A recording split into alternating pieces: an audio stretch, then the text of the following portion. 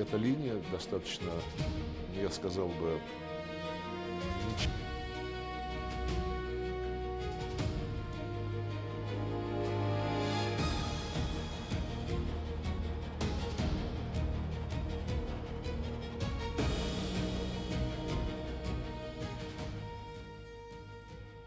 Russia has dramatically escalated its diplomatic offensive against the West.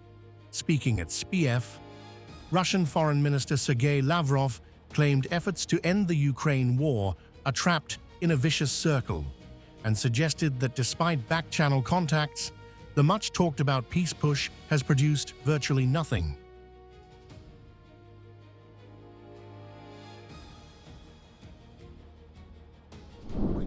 Not only the dialogue itself is important, although it is, but it is also important to implement what was agreed upon. I want to reiterate, we reached a very clear understanding in Alaska based on a specific proposal from the US. And if the United States had truly promoted its initiative, I think we would have been at the negotiating table long ago, and military actions would have been stopped.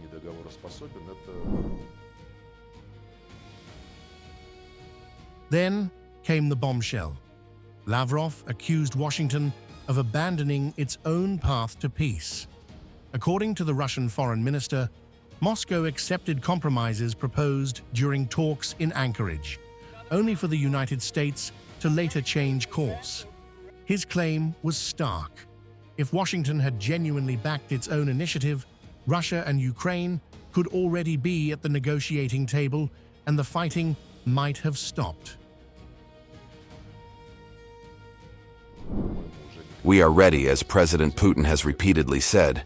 We are always ready for negotiations, but we do not see readiness on the other side, and most importantly, we do not see negotiable partners. But the fact that the Ukrainians, the regime that came to power after the coup in February 2014, is absolutely non-negotiable, I think, does not even need to be proven to anyone. Covers, finances, arms.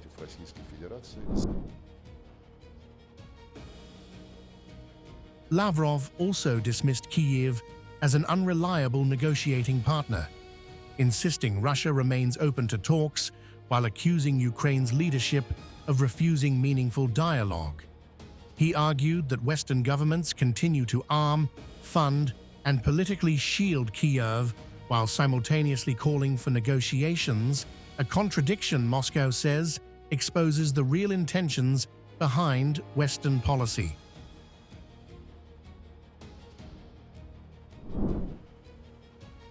But Lavrov reserved his fiercest attack for Europe. He accused European leaders of keeping President Volodymyr Zelensky in power because he serves Western strategic interests against Russia. Going further, he claimed Europe would never support a settlement that removes Zelensky's government and wants to dictate terms to Moscow rather than mediate peace.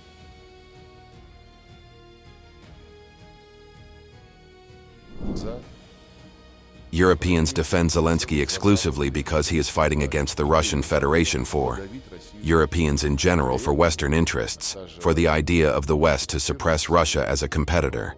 At the same time, I don't want to quote, but she still holds the post of head of the EU's foreign policy structure, Kaja Kallas, when she declares, "We demand that Russia sit at the negotiating table, but first let it reduce its army and reduce its weapons, set some kind of ceiling."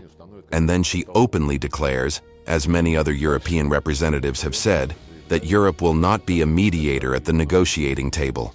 So what will Europe be then? Dictating conditions, accepting an act of capitulation in Russia. Europe has deceived both Russia and the rest of the world repeatedly. The West is non-negotiable.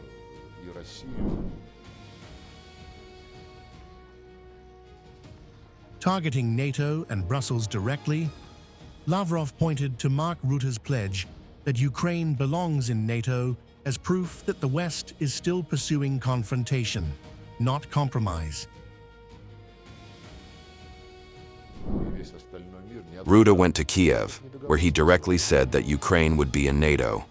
He didn't care that the United States, represented by President Trump, considers this unacceptable, and Rutte simply stated, hugging Zelensky, that Ukraine would be in NATO. and regarding the recognition of the realities on the ground that have developed as a result of the struggle against the Kiev regime by the population of these territories of southeastern Ukraine, it was publicly stated by Zelensky, and Europe supports him, that there will be no recognition. We will stop the war, accumulate forces, and then we will reclaim these lands further, so that the Nazi regime remains on these lands, or rather the Nazi regime is restored. And the fact that Europe, besides dragging Ukraine into NATO, finds it easier to accept it into NATO than to take the fatal step and include Ukraine in the European Union. Это все несерьезно. The message from Moscow was unmistakable. The Kremlin is no longer blaming Kyiv alone. It is accusing Washington and Europe of blocking peace, while publicly claiming to support it.